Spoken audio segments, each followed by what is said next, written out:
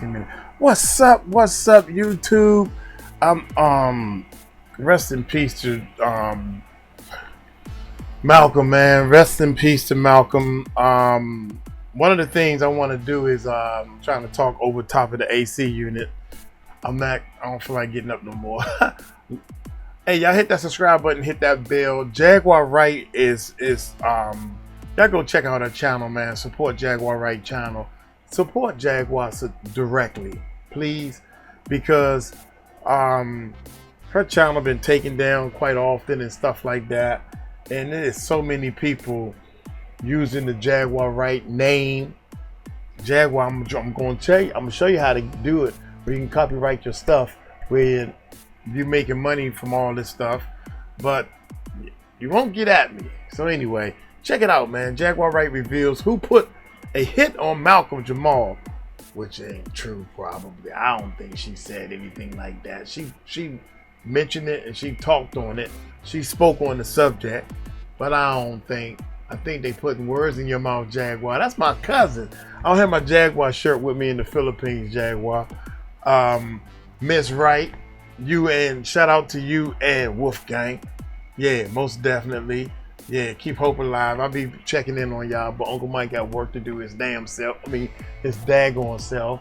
So I got my album out. Y'all go check out the album and all that good stuff. But I want to go through this and just to see what they're going to say and see what's going on. Shout out to all my subscribers. Y'all hit that subscribe button, hit that bell. We almost at 500,000. I can't believe this. Hit that subscribe button, man. Help a brother out that's doing something positive, not like Dr. Umar. Why would you even think that you by yourself can open up a school? You need a team. You need a team of people. You need a board of directors that everybody on the board is handling their business. We cannot do business together, man. I don't know why, but when Uncle Mike decide to do some business together, it's gonna happen. So anyway, y'all hit that subscribe button, hit that bell.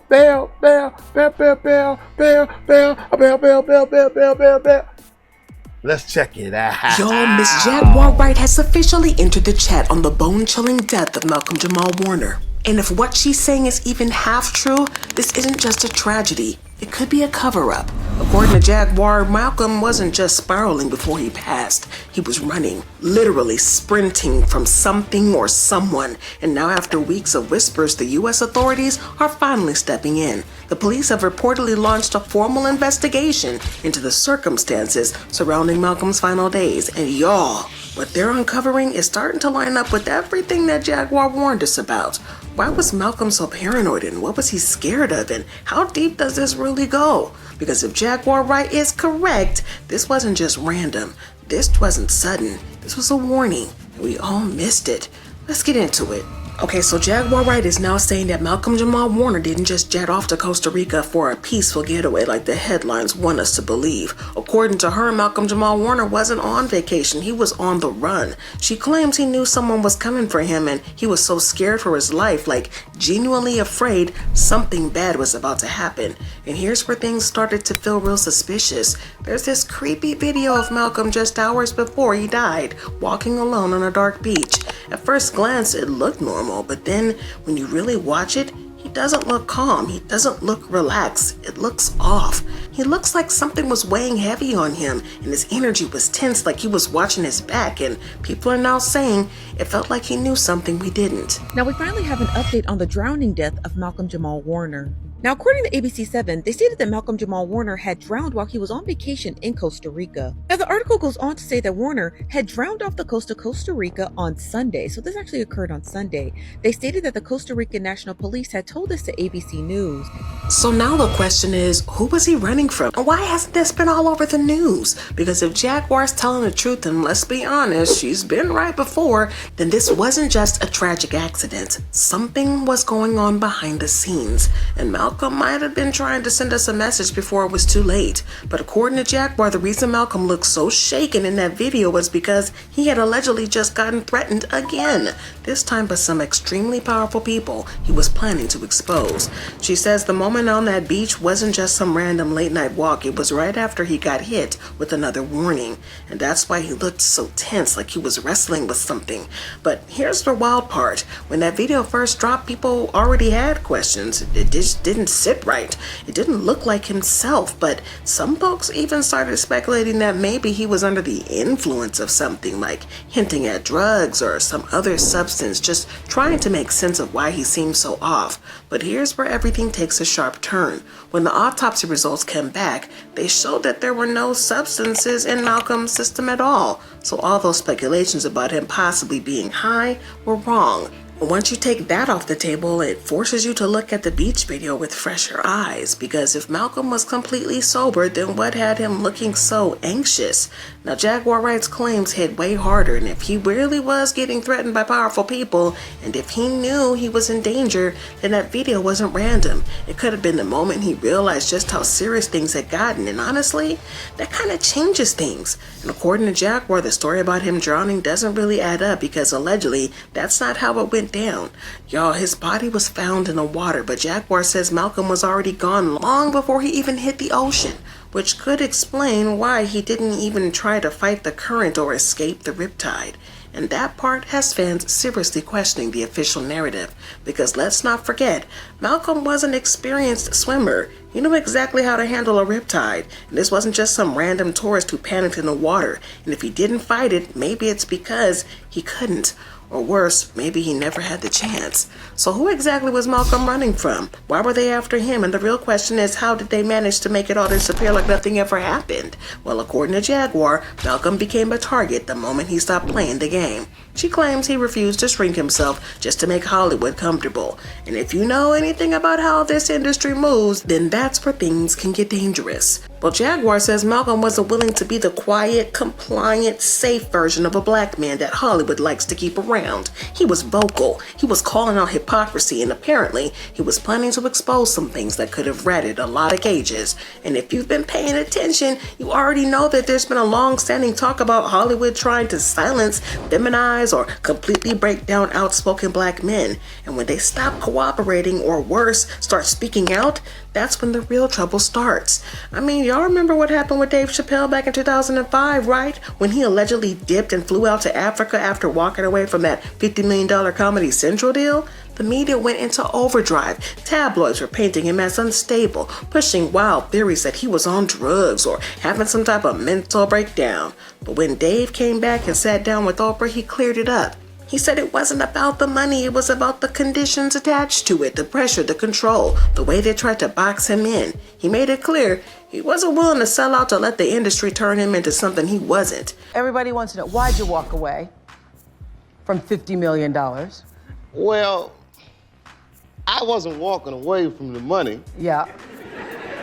I was walking away from the circumstances that were coming with the newfound plateau. Yeah. It takes a while when you punch through to adjust to the atmosphere.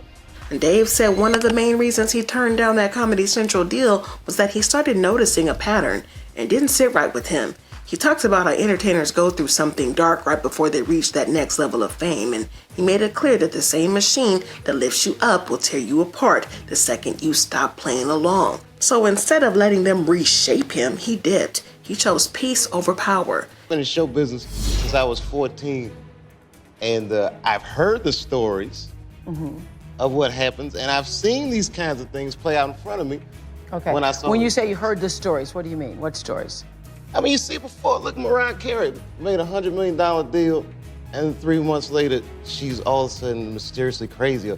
Or Martin Lawrence punches through, and he's waving a gun on the street screaming, "They're trying to kill me." Yeah, we hear those stories. And it always happens around the time in their career where it seems as though they're crossing over the next plateau. Yeah. When Oprah asked Dave to clarify what exactly made him walk away, he didn't hold back. He said he was being pushed to create sketches that felt socially irresponsible, like they were laughing at him, not with him.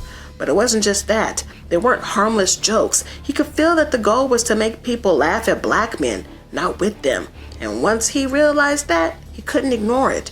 Well, Dave said it felt like he was being used to humiliate his own people for the sake of a punchline, and that was his breaking point. And if we bring that back to Malcolm's situation, the parallels are starting to feel way too real. Sounds like somebody's trying to put young Dave in a compromising position.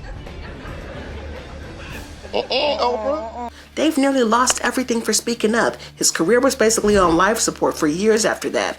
But somehow he pulled through and made a comeback. Malcolm, though, according to Jaguar, he wasn't as lucky, because she says he was going down that same path, except this time he was calling out some seriously dangerous stuff. Take the Drake and Kendrick beef, for example. While the whole hip-hop scene was choosing sides, Malcolm stepped back and called it what it was. He didn't play into the drama. Instead, he pointed out how there were powerful people behind the scenes trying to tear down two of the most influential black men in the game.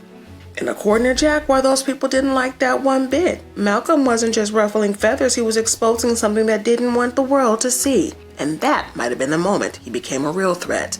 But according to Jaguar, that made everything feel even more suspicious where Malcolm's final podcast interviews, because once again, he wasn't holding back. He flat out called out the powerful people behind the scenes, the ones he said were treating black men like puppets and pulling strings for their own gain. In one of those clips, Malcolm broke down how the media constantly strips black men of their humanity. He talked about how they're boxed in, labeled, and pushed to the edge for just existing. But what really caught people off guard was when he hinted that he was about to expose everything. No vague metaphors. He was speaking with urgency, like a man who knew the clock was ticking. And now looking back, a lot of folks are wondering if that was his warning, if he knew he had pissed off the wrong people and this time was almost up. This is what he said. Black community is not a monolith. There's so many levels and lanes to the black community, and we wanted to have a space where we could acknowledge, discuss all of those lanes, because they're so varied in terms of our perspectives and our opinions and our ways of life, and we wanted to be able to have a place where we can talk about all of those things, discuss all of those things, and shed light on the not all hood aspects of who we are. Now, as wild as Jaguar's claims sound, a lot of fans are starting to feel the exact same way, because when you really sit down and think about everything, there's just too much that doesn't add up. The timeline's messy, the details keep shifting, and for a case that was supposed to be straightforward, it starts to fall apart the moment you look at it more than 5 seconds. For example, at first, officials claimed that Malcolm got pulled into the riptide while trying to save his daughter. A spokesperson from the Judicial Investigation Agency said, "It appears that at one point Mr. Warner was playing with his daughter at the shoreline. He later left her out of the water and supposedly entered the sea along with a friend. It was at that moment that the current pulled them in. The friend managed to get out, but unfortunately Warner did not." But that version of the story started raising red flags fast. The chief of the tourist police of the Atlantic region came out with a completely different story. He claimed that Malcolm's family, including his daughter, weren't even at the beach when the drowning happened. According to him, they interviewed Malcolm's family, but they also weren't there at the time of the accident.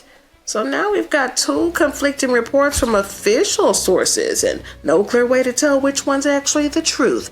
What's even weirder is that Judicial Investigation Agency is doubling down on their original story. According to the Daily Mail, when they reached out for clarification, the agency didn't backtrack. Instead, they reissued their previous statement that Warner's daughter was on the shoreline. There are claims that one surfer dived in to help and use his board to bring Warner's daughter to safety, and volunteer lifeguard pulled Warner and another surfer to shore.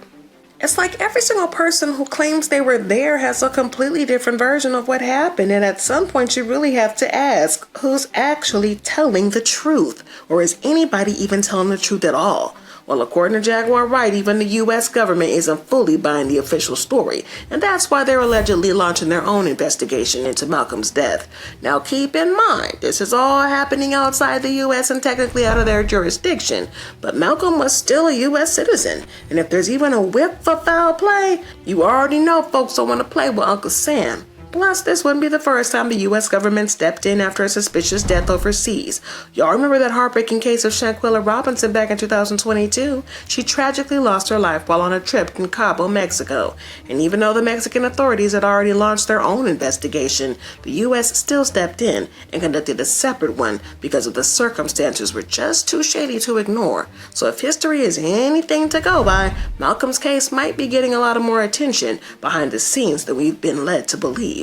And according to Jaguar, that's exactly what's about to happen. She claims the feds are already digging into what really went down with Malcolm, and if that's true, Hollywood might be in for a serious shakeup. Because if investigators trace this back to the people who were allegedly threatening him, and if it turns out his death wasn't just some tragic accident, y'all, the entire industry could be forced to answer for a whole lot of things that they've been sweeping under the rug. So if Jaguar's right, and the feds are really stepping in, then this might be bigger than anybody thought. Malcolm Jamal Warner wasn't just trying to escape the spotlight, he might have been trying to stay alive. And now with the U.S. government reportedly launching its own investigation, we're not just talking about a tragic death anymore. We're talking about powerful people possibly getting exposed, secrets unraveling, and a story that could send serious shockwaves through Hollywood.